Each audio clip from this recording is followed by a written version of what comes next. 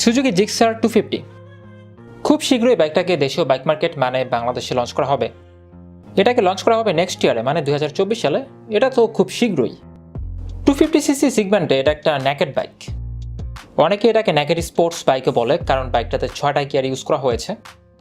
বাইকের engine displacement 249cc। এটা Suzuki Gixxer SF 250cc ওই বাইকের নেকেড ভার্সন। জিক্সার 250 বাইকটার ইঞ্জিন ইউজ করা হয়েছে 4 stock single cylinder well cooled 2 valve. পাওয়ার প্রডিউস করবে এই বাইক থেকে 9300 RPM এ 26.10 bhp। আপনি বাইক থেকে সর্বোচ্চ টর্ক উৎপন্ন করতে পারবেন 7300 RPM এ 22.20 নিউটন মিটার। বাইকের পাওয়ার প্রডিউস ক্ষমতা অনুযায়ী আপনি এই বাইক থেকে সর্বোচ্চ গতি উঠাতে পারবেন 150 কিলোমিটার পর্যন্ত। সুজুকি জিক্সার SF ওই বাইকটা থেকে টপ স্পিড আরও বেশি পাওয়া যায়, যেহেতু ওটা কিট সহ বাইক। আর এই বাইকে তো কিট নাই, এটা তো নেকেড বাইক। এই জন্য বাতাসের গতিটাকে ঠিকমতো ভেদ করতে না পারায় এই বাইকের স্পিডটা একটু কম, কিন্তু দুইটা বাইকের ইঞ্জিন কনফিগারেশন প্রায় একই রকম। বাইকের স্টার্টিং সিস্টেমে ইউজ করা হয়েছে ইলেকট্রিক। এখানে আপনি কিক স্টার্টিং সিস্টেম পাবেন না, আর এটা খোঁজাও ঠিক না। 250cc একটা বাইকে আবার কিক স্টার্টিং সিস্টেম, যে বাইকে 6টা গিয়ার। এটা অবশ্য বাইক অনুযায়ী ঠিকই আছে, বাইকে ইলেকট্রিক স্টার্টিং সিস্টেম।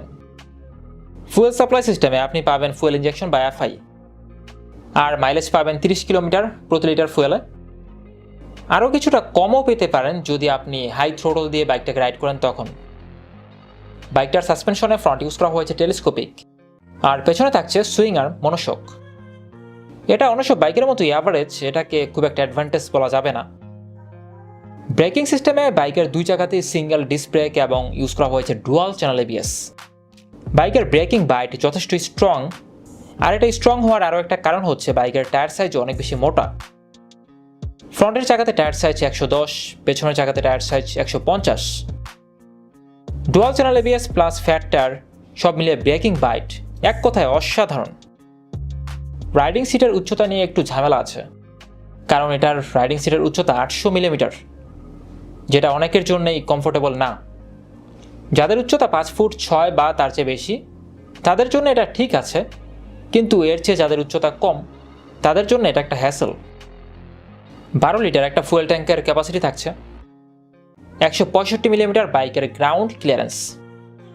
দেশের অন্যান্য 150cc বাইকেও এরকমই গ্রাউন্ড ক্লিয়ারেন্স ইউজ করা হচ্ছে, সেক্ষেত্রে এটাও চলে। তবে যদি আরও একটু বেশি ইউজ করা হতো তাহলে তো অবশ্যই ভালো হতো, কারণ স্পিড ব্রেকারগুলোর সাইজ একটু উঁচু। এটা তো আমরা প্রতিনিয়ত রাস্তায় দেখতেই পাচ্ছি।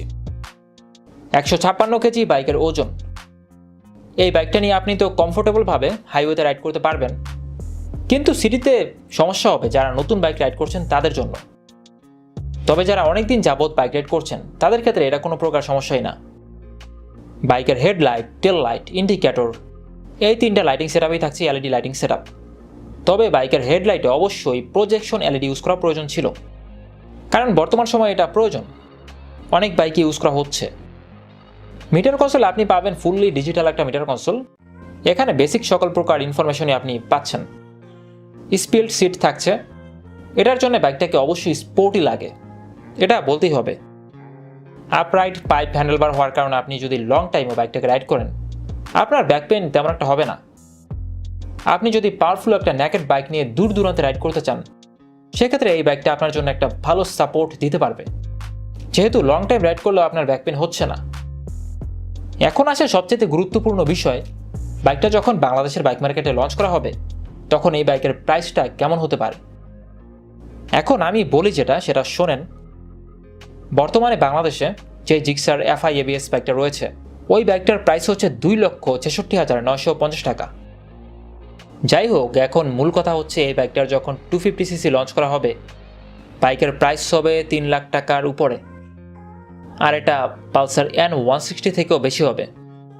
কারণ 150cc সেগমেন্টে যেসব বাইকগুলো আছে পালসারের, ওই বাইক থেকে সুজুকির বাইকের দামগুলো একটু বেশি, সেই ক্ষেত্রে এটার দামও তো বেশি হতেই পারে।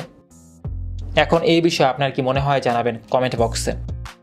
আজকের মতো এ পর্যন্তই, দেখা হবে নতুন ভিডিওতে। আর নতুন কোন বাইক সম্পর্কে জানতে চাইছেন এটাও কমেন্ট বক্সে জানাবেন। আল্লাহ হাফেজ।